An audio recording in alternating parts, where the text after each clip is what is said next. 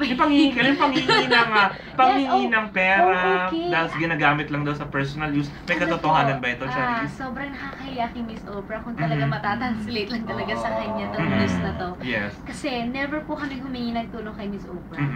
Never po lahat po ng, alam ko po pinag-uusapan about Ondoy po na ano yung mga... yung parang yung relief goods, tapos parang may perang involved lahat po yun, galing po sa sponsors ko and galing po sa akin yun.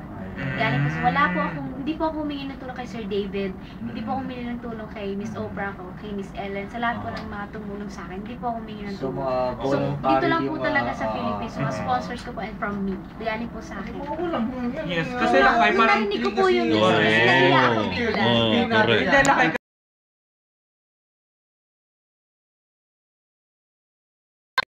Ay di magtatagal at muling mamamasdan. Ikot ng mundo ay hindi laging bighating kasawian.